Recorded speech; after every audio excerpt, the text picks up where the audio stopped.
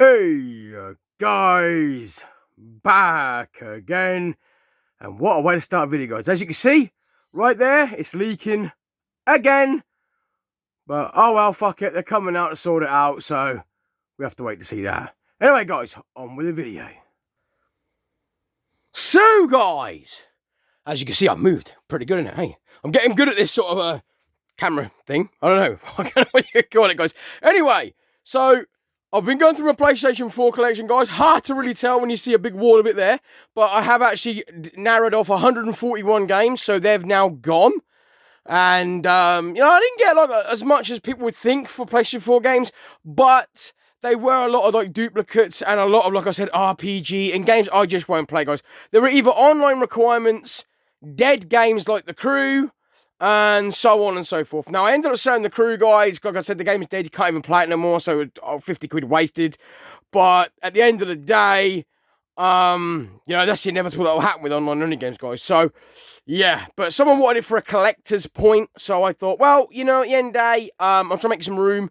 So, I did so, and got rid of it, guys. Now, that's not the entire PlayStation 4 collection you see there, guys. I have got more than that, which is, it sounds bad, but that's my hobby. That's my favourite thing to do, guys. However, yesterday, I watched a video, guys. Well, I say a video. It was more like a live stream, like a, what do they call it? Podcast, guys, where two people was talking about games going digital, this, that, and the other, guys, yeah, and got me thinking because they were talking about what's next. And I thought about it, guys. I never really thought about it. I always go bitching on about online-only games and digital games, and if it does, I'm out of it, guys. I'm not doing it, blah, blah, blah. But I thought to myself, he's got a point. What is next if games do go digital? What's next for me? Because obviously, you can see by the big wall of media there, guys, I do enjoy my physical media, guys. And it's not just with that. I mean, the room's a bit of a mess in a minute, guys, so I'm not going to show too much of the room. It looks like a bomb's in it. I am trying to sort a lot out. I've got so much going on in the background, guys, that you can't stop to fart, if you get my point. You know what I mean? It's like I've got surveyors coming out to sort out the house. We've got this happening, that happening. I've got trying to move things around, trying to sort things out. It's like one thing turns into 50 things, guys. But just to show a little thing, guys, here. Behind here, as you can see, we've got nothing but a Blu-ray media wall. That's all Blu-rays and stuff, guys. But like I said, right, so most people ain't might look at that and think, oh my God, that's obsessive. It's not. It's just that we live in a really small house. And, I mean, most people's living rooms, average size of a living room could be, 15 foot by, say, 11. Ours ain't nowhere near that, guys. Ours is 7 foot one way by 9.5 the other. And I say it that, guys, because it really is. Because technically it's a 13-foot room, but the stairs are in there. So you can't classify that, obviously, as the room, because you've got the stairs there. So it is only a 7.5-foot room one way by 9.5 the other, guys, which makes the room extremely small. I mean, a 4.5-foot Vivarium looks like a 90-inch TV in there. It is ridiculous. But, I see people in my family got the similar things to me, and it looks like it's lost in their place. But in mine, it's like, holy shit, looks like I've got the moon in my fucking living room. But anyway, as you can hear from my voice, guys, I'm a little bit more juvenile today. I'm a little bit more happy today. And, that's good. That's good. I'm going to take that. I'm going to look at it as a positive. My illness at the minute is under control. And I feel like my mood is going back up, guys. So that's fucking awesome. But back to what I was saying, guys. So, as far as digital games going, I mean, I hope it never happens, guys. I hope it doesn't. I mean, you can see right there, I'm a physical collector. But if it does, obviously, my hobby, what I will go into next, obviously, I've got enough games to call it quits if they do. And I will. And if, people understand and the newsletters get to Sony and whatnot, they need to understand that we don't want a full digital market. We want a fucking physical market. I've already gone on about what that will do. So if it does, I'm going to go back into collecting my horror figures. And I might even dabble in radio control cars, guys. Petrol style radio control cars. I would like to get into, say, helicopters and airplanes. But they're a little bit more out of my depth when it comes to brain capacity, guys. I don't have the brains for that. And I'm not even going to lie, I don't. But, as you can see up here, guys, I like to collect my horror figures. I have my Friday the 13th up here. We've got figures and stuff everywhere, guys. I've got my screen up there, guys. But yeah, so that's what I think I would probably push on if gaming goes digitally. I hope it doesn't, but if it does, well, there's nothing I can do about it, guys. It takes an army to build something, guys, and it will take the entire gaming army to pretty much stomp their feet and say, fucking hang on a minute. No, I'm not doing it. But we all know today that won't happen, guys. That just won't happen. I'm in hopes and praise. I pray to everything there is that someone will save the physical media.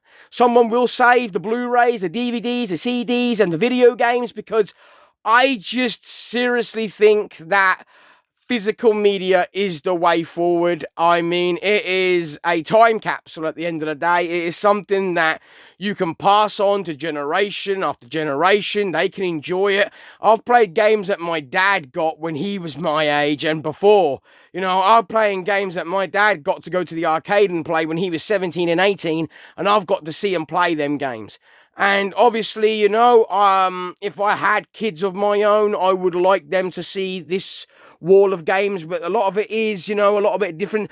The games you see there, guys, are all dwindled down to actual physical games that will actually work without any update patches, no online requirements and stuff. So you can see there's still quite a big collection there. But obviously there is also a lot of games I got rid of that did require internet update patches, stuff like that, guys. So I want to make this quite clear, right?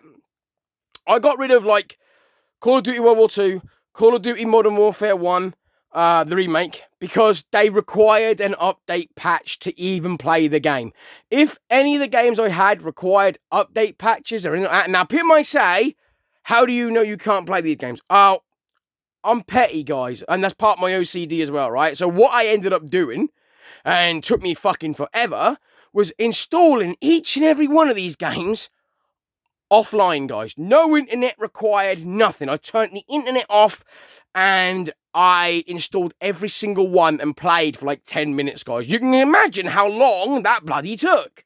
But I did it. I was petty enough to do it just to make sure these games would play 100% with no internet connection, no updates, no downloads, no patches, no nothing.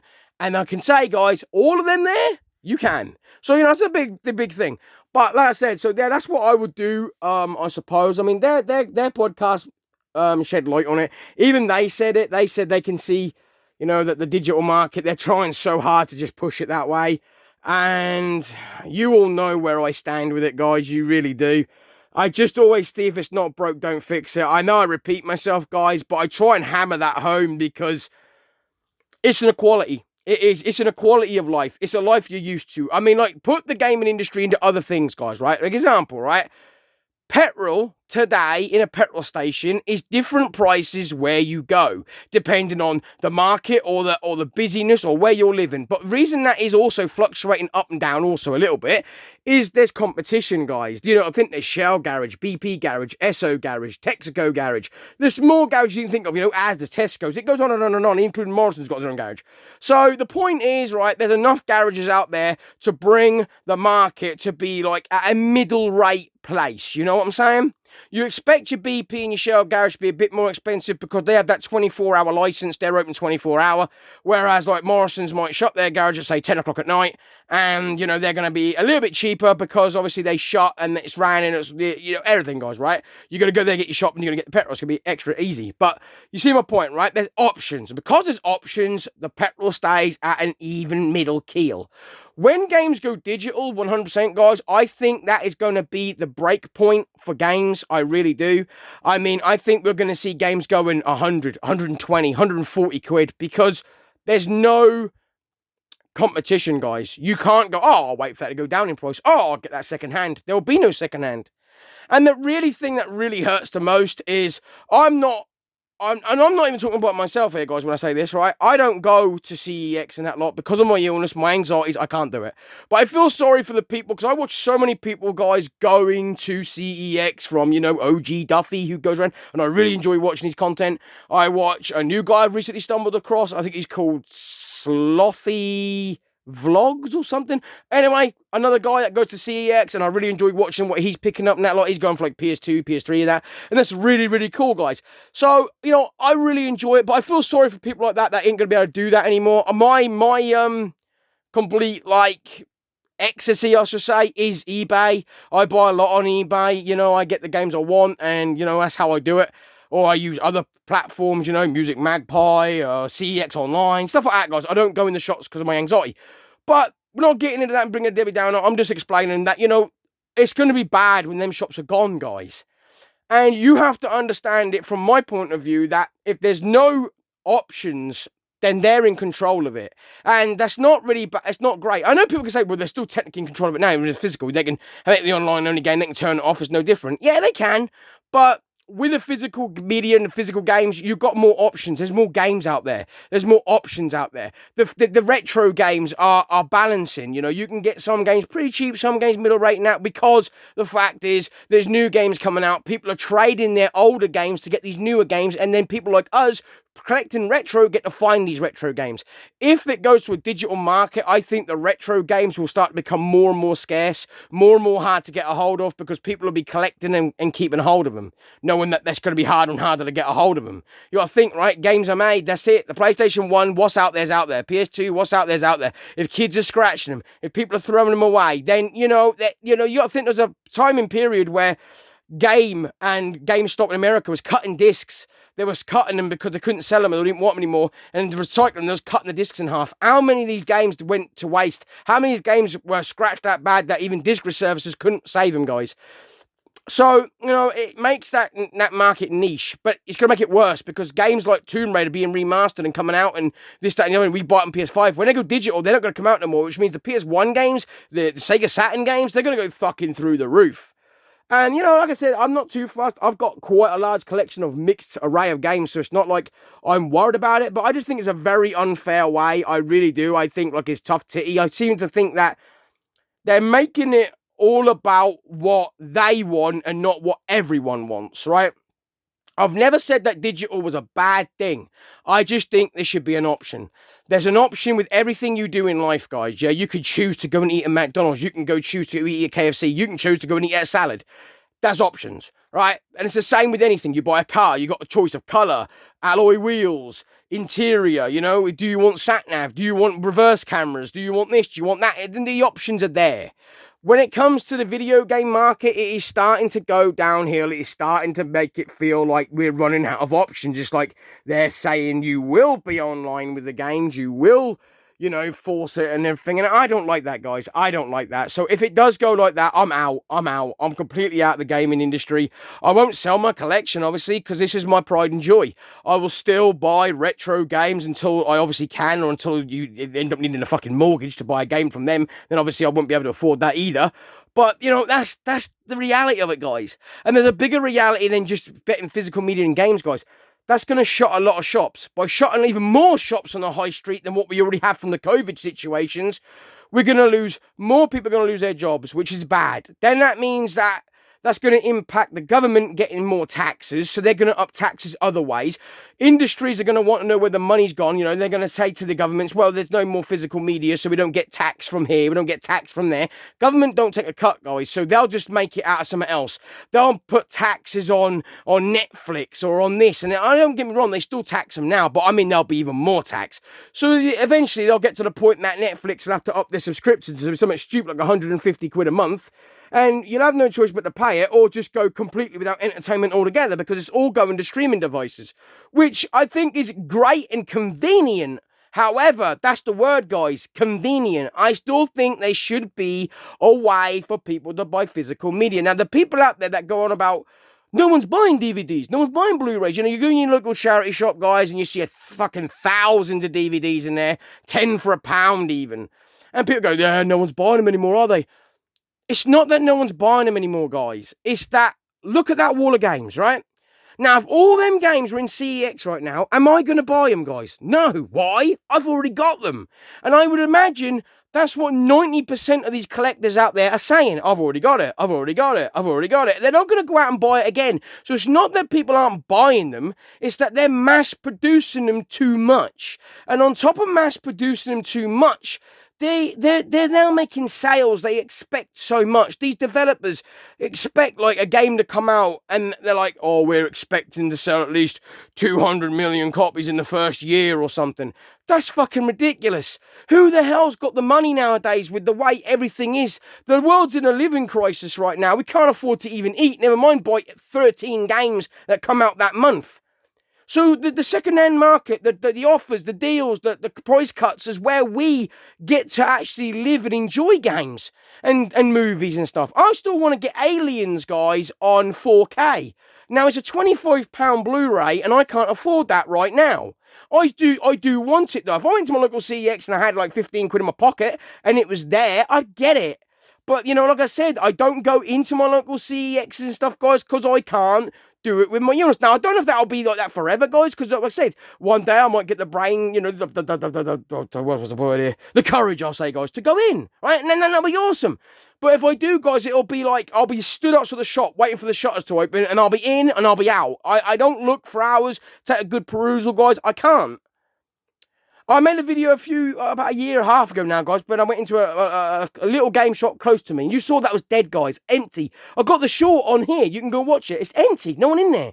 And I'm used to that shop being like that. So, you know, I walk in there, and I've even spoke to him, guys, because I've known him for years. I've been going there since I was a kid. And I even spoke to him and said, what's going to happen if games go digital? And even he said it. He said, well, I'm out of a job. He said, that's it. You know, I'll have to close my shop eventually. I mean, I can only go on for so long. And I thought to myself, that sucks. That's bad. I've been going there since I was like 3 years old, guys. I've been getting Mega Drive games from there.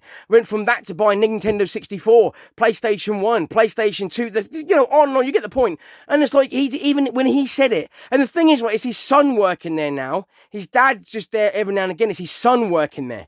And I see his son's the same age as me sort of around, guys, you know, and I see him grow up there, sitting in the counter with his mum while she was selling games to people, and now he's there, and he's now saying they might have to shut the shop if it goes to a digital market. That makes you feel like, wow, you know, that's like a smack in the face. That's like appreciation. We got you all these monies and millions of pounds buying your video games, and how do you repay the outside market? By making it go digital and telling everyone to go fuck themselves, pretty much. It's a bad way of doing it. It's bad business.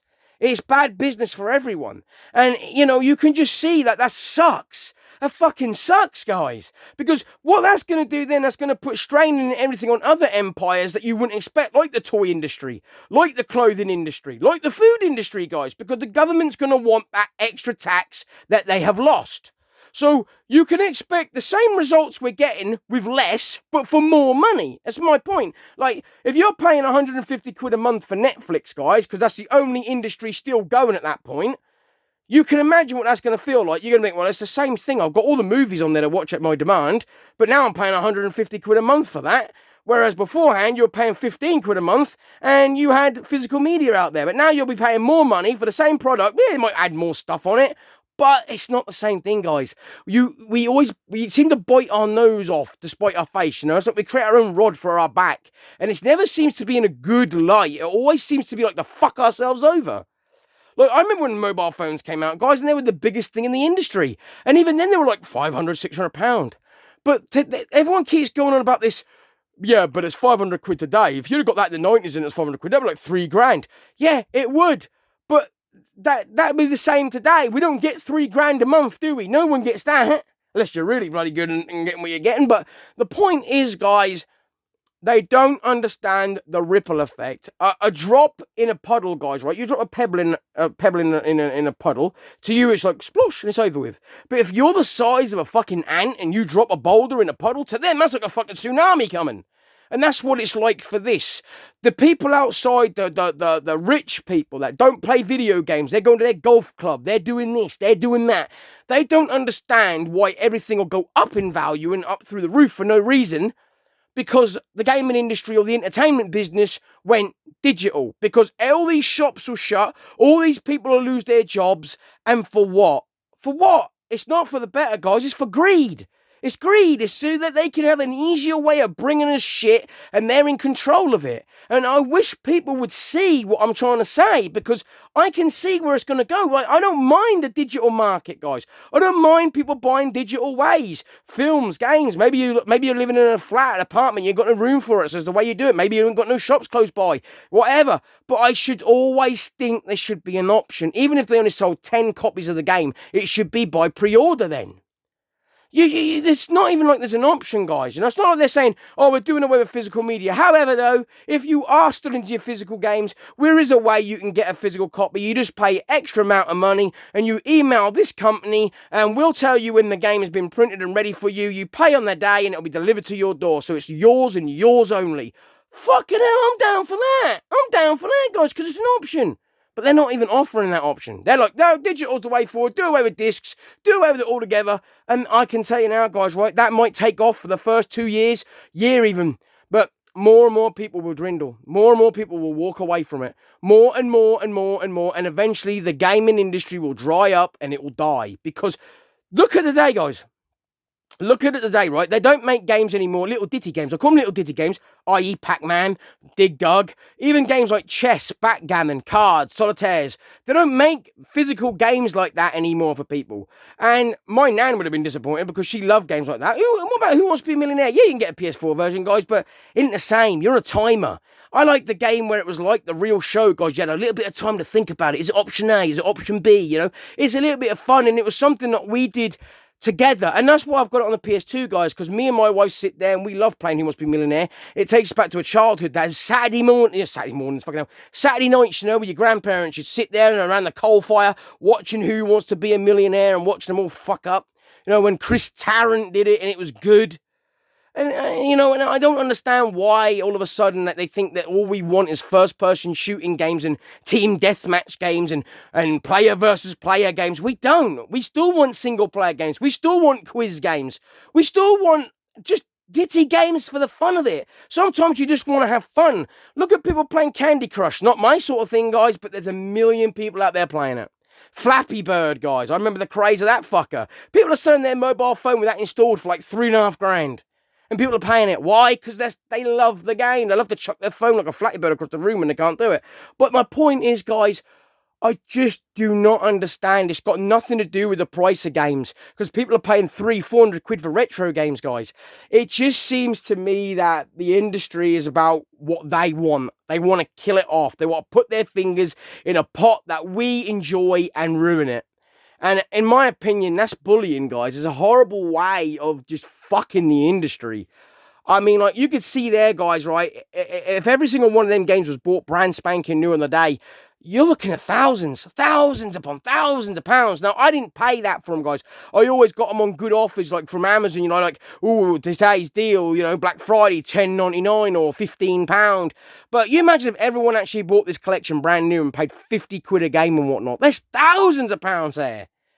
And just think one day they can just flick the fingers and it's dead. All them cases are dead. Now, obviously not with these ones, because like I told you at the beginning of the videos, I made sure. But there's so many games out there, you know, from Destiny to The Crew and many, many more, guys. Call of Duty, you know, you still need that update patch to get to play the game and whatnot. And if they do turn off the server one day or go bankrupt, you can never play that game again. No one's ever thought about that, though, because everyone thinks everything's untouchable. Nothing's untouchable, guys. We've seen industries going that's been there for years. Homebase has gone, guys. That was an industry that's been there since I was a kid and before. You went to Homebase for everything. My granddad loved going to Homebase, get his Flymo lawnmower and shit. Gone. Fucking gone. You wouldn't think that's gone because how many people's got to go there and get DIY products? You know, your paint, your fucking this, your that. But it's gone.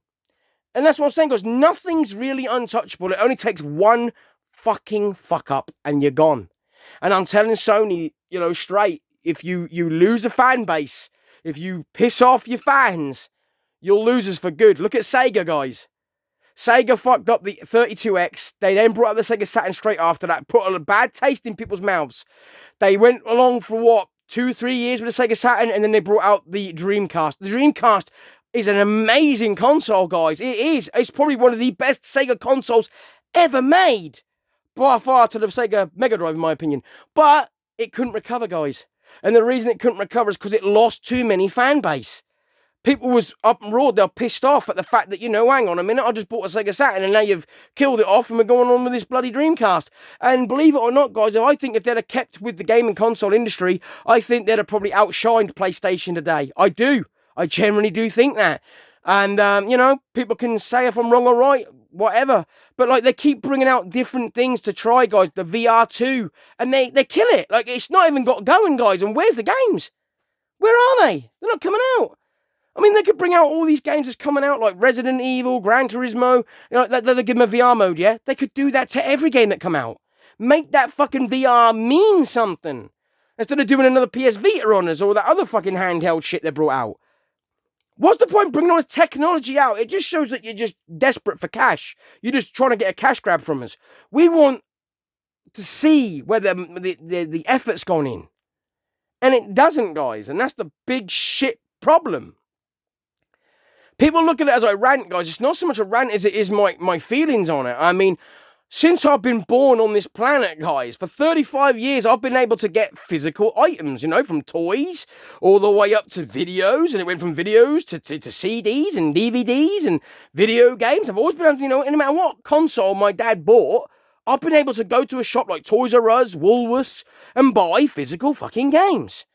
And that was great. It's always been great. Even now, that's great. There's still a good feeling to me when I buy a game. Obviously, you got to fucking do a rundown checklist like you're fucking deactivating a bomb. You got to literally, like, does it go online? Do you have to have an update? It's like fucking hell. But it's still something great about getting the artwork, the package in your hand, unwrapping it, seeing what's inside. Oh, fuck it, nothing but the disc. But you know my point, guys. It is such a bad industry today, guys. We need to step up. We need to say to them, by all means, do digital games, but keep them physical games there for the collector, for the shops that resell, for people like me who don't have £1 million income a year. You know, for people that have to wait for the game to drop in price, for people that like to collect. It's a hobby, but not just that. It's a way of life for people like us, guys. I'm mentally ill. This is my comfort blanket. This is what I love to do. I don't go on holiday. I don't go abroad. I don't drink. I don't smoke. I don't fucking drive a car. I don't do half this shit, guys. This is it. This is my comfort blanket. When I take this off me, what's left for me, guys? And this is the thing. This is the reality check that I have to deal with. And it makes my anxiety worse because I sit and think to myself, what's next? You know, they took away subwoofers out of cars, saying it's noise pollution. Stop people modifying. Stop people put wide bore exhaust. Stop people doing everything. It's always the fun things they're stopping. But yet they don't stop weapons. They don't stop drugs on the street. They're stopping all the entertainment, all the fun things. Illegal rave. They stop it. Not because there's drugs involved, because everyone's having fun. And it's stupid, guys. I mean, that was a stupid scenario, you know, legal rave is included in the title, it's illegal. But you know my point, guys, right? All the things that seem to be fun and enjoyable in life, they take it away because 3 or 4 people spoil it for the whole world. And that's what it is today. The Google people want it on the go. Or play their PlayStation 5 on the fucking train, on a bus, on a car, in a taxi. You want all their games to shoot out their arsehole like Inspector fucking Gadget. And that's fine. Let them fucking turn into an IE robot. But we don't want to.